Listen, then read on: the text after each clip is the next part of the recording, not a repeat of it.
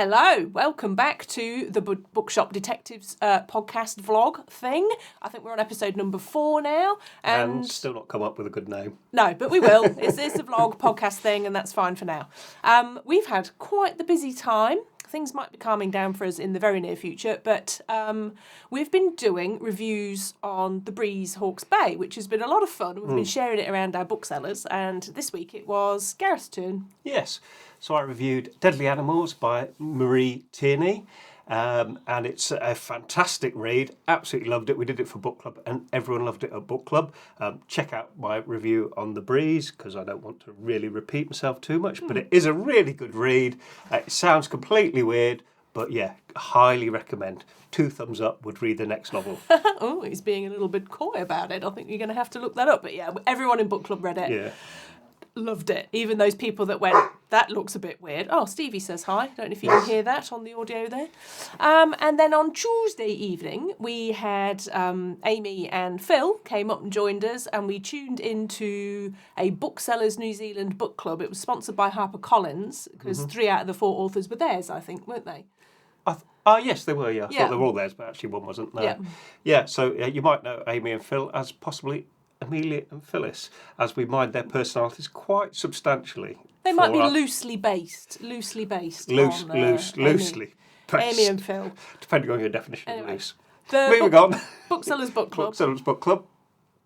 We had Susie Ferguson was up first with Bloody Minded, and it's a sort of a memoir stroke biography of her life, really, and she's been a war correspondent and all sorts, and it sounded really fascinating, you know, a really good insight into some of the best bits and the worst bits of her life, I suppose. So yeah, that sounded like a really good one. It was almost like 700 things you did not know about Susie Ferguson, because we know her from Radio New Zealand. We know that she's an incisive reporter and journalist, and but yeah, the war reporting thing was like, oh my God, Susie. So that was really cool.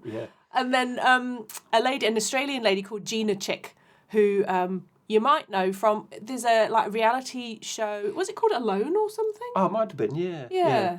It's like I'm a Celebrity, Get Me Out of Here sort of survival in the wild thing. And she won it, didn't she? Except they just dump them in the wild, and then they have to, outlast all the others. They could take 10 things with them, and apparently everyone takes a sleeping bag, but she didn't. She took a coat made out of possum fur. Possum fur, because she knew, and then she could carry it. And then she said she jumped on a wallaby's back and killed it. And you could hear everyone on the Zoom book club meeting go, okay, fair enough, you're in the wild. Maybe wallabies aren't such a problem over there or something. I don't know. But yeah, anyway, she was very interested. Yeah, she was. She was amazing. And it wasn't just the killing a wallaby thing. It was her very personal stories of going through chemotherapy whilst pregnant, losing a child. That woman's got a hell of a life story. And just her growing up story. It sounded quite fascinating. So her book is called We Are the Stars, and that will be out very shortly. And then, this guy is lovely. A psychiatrist, Dr. Tony Fernando, and his book is Life Hacks from the Buddha, and that is out now. What did you take from that? It was a lovely bloke from what we saw of him, and just he read out, the person doing the interview and said, what are 2 life hacks that you could immediately give us, and he sort of picked some examples from the book, and they just sounded really great, and you just thought, I could probably get a lot from that book if I actually did it. So it was interesting. What did you get? I think just the joy in him that you associate with Buddhism, and just the learnings from that spirituality, that he was just so happy. Yeah, he was. Even when he was talking about things that are a bit shit, he was still like, but that's life. And just, I suppose, that concept of zooming out and just seeing things in perspective, and that you're only a tiny speck on this planet for a very short amount of time, so why sweat it? Yeah. Paraphrasing, obviously. Yeah.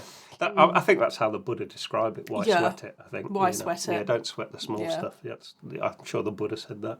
And I'm just smiling because we're going to tell you about Brodie Kane now. So Brodie Kane has got a book coming out called Woman Interrupted. And she Uninterrupted. Uninterrupted, which makes sense. Which is pretty much what she is, yeah.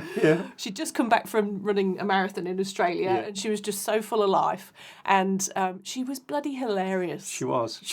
Favourite phrase of Brodie's? Oh, well, I've never heard this one before, but I absolutely loved it. I can't even remember what the question was, but they said, are you going to do something again, or would you do this? And she said, I'd rather shit in my hand and clap. It just killed me. Just like that is just so evocative. It was brilliant. Yeah. She was like, I think she's one of those people from the small bit that we saw who just, says exactly what she's thinking. No filter, it just comes out. She says it, and she was hilarious. So I'm looking forward to reading her book. She seems like a really good soul. Yeah, she did. So I think that would be brilliant. Yeah, yeah.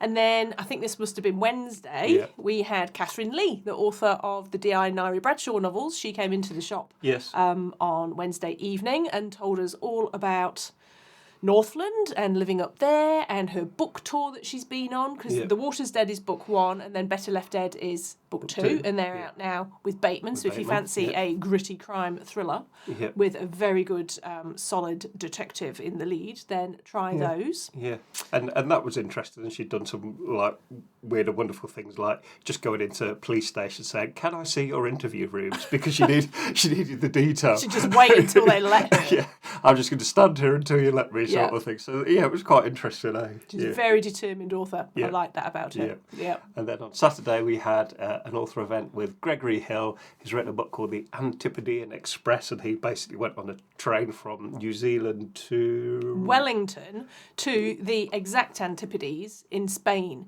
So he worked out from his, I think he said like his living room, where if you drilled down and came out the other side, exactly where that would be, using longitude and latitude and clever things.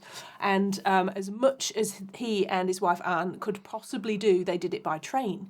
And what a bloody adventure they had. It was so incredible to hear him speak about it. The food in places like Cambodia and Vietnam, and then travelling up through Siberia, Mongolia, into Russia, through into Europe. I felt like I'd been to all those places, so it saved me a lot of money, actually, on actual travel, reading this book. And the thing I took from it was like, I was just completely stressed out because you had to get these tickets and get to this date on this date, otherwise the next train's not for a week, and you have to get a ferry. And I was just like, oh my God, I'll be in pieces. And your tickets will be waiting for you at the hotel. Will they? Yes, yeah. No, I need them printed out in my hand now, yeah. Very little went wrong. No. But it sounds quite exhausting, though. Was, but what a book. Yeah, it was a great book. And he read some passages, and he had an absolutely fantastic reading voice and manner. And, you think, if they do an audiobook, he should read it, because he just sounded so professional and brilliant. Yeah. So that was great. Yeah. Yeah. And then in between doing all of that, we've been trying to get the next draft of the Bookshop Detectives sequel done, which we were bound to get into Penguin by Monday. Bound in blood. In blood. Well, not quite blood. No. Just sort of a vague email. Sweat and tears. Sweat and tears, maybe. And we sort of achieved that. So, yes, so we're working on that. We've got most of book 2 into our publisher at Penguin. Yes. And by tomorrow, the rest of it will be with her. We've got 28 chapters in. The rest should be followed for Wednesday. Yes, that's been quite a tight deadline, because obviously we've been out and about meeting people and going to bookshops and having fun. And running our business and having a life. And yes. So that's been our week. This week should be a bit more chill, but we have got some exciting stuff coming up. So, tune in next week. Yeah. Thanks for listening. Yeah. Mate wa. Mate wa.